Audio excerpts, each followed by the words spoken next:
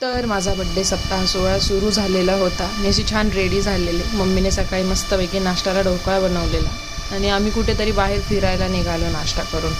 त्यानंतर आम्ही असं वाटेमध्ये जात सगळेजण सोबत होतो. तर कुठेतरी छोटंसं हॉटेलला जेवण केलं आणि त्यानंतर आम्ही पुढच्या प्रवासाला निघालो. असं वाटेमध्ये आम्हाला खूप छान काही निसर्गरम्य ठिकाणं दिसत होती. तिथे आम्ही थांबलेलो. छान जाता आम्हाला निवांत असं संध्याकाळ झाली.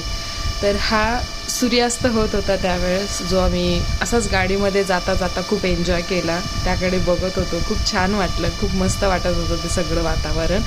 आणि सूर्यास्त पाहिल्यानंतर आम्ही निघालो पुढे ते सप्तशृंगगडाच्या वाटेला. आम्ही पोहोचलो ते सप्तशृंगगडावरती आणि तिथे हे सगळं बघताना मला खूप छान वाटत होतं. माझ्या बड्डेची सुरुवात एवढी सुंदर होईल असं मला कधीच वाटलं नव्हतं, तेही माझ्या सर्व फॅमिली मेंबर्ससोबत.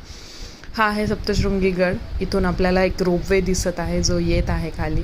तर मला खूप एक्साइटमेंट होती हे सगळं बघण्यासाठी की काय कसं असेल रोपवे. खूप छान तयारी सगळी चालू होती. तर आम्ही सगळ्यात पहिले निघालो रोपवेची तिकीट काढण्यासाठी. तर तिथे खूप सारी लाईन होती. आम्ही एक करत आम्ही पुढे जात होतो आणि त्यानंतर आम्ही सारखंच असं एकमेकांची मजा वगैरे करत चाललो होतो. तर ही बघू शकता तुम्ही सगळेजण, किती सारी वेटिंग होती रोपवेला. असं कुठेतरी वाटत होतं की गड चढून गेलो असतो तर बरं झालं असतं.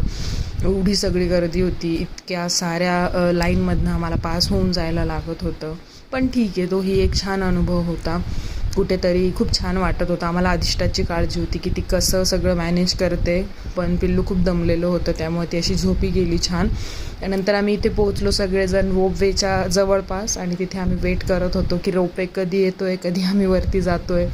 तोपर्यंत मी छोटेसे असे काही फोटोज काढून घेतले आणि अधिष्ठा झोपेतच होती छान, कारण ती खूप दमली होती. आणि हा सगळा रोपवे बघताना ही सगळी गर्दी, यामुळे अर्थातच थोडं दमायलाही झालं होतं, पण खूप छानही वाटत होतं.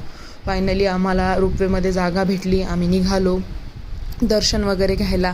रांगेमध्ये तुम्ही बघू शकता ही इतकी सगळी गर्दी आणि काही बोलायलाच नको. पण अधिष्ठा हे सगळं खूप एन्जॉय करत होती. तिला असं कुठेही वाटत नव्हतं ती दमली आहे, थकली आहे किंवा नाही का वैतागली आहे. दमली होती अर्थात, पण तरीसुद्धा तिला ते खूप छान वाटत होतं.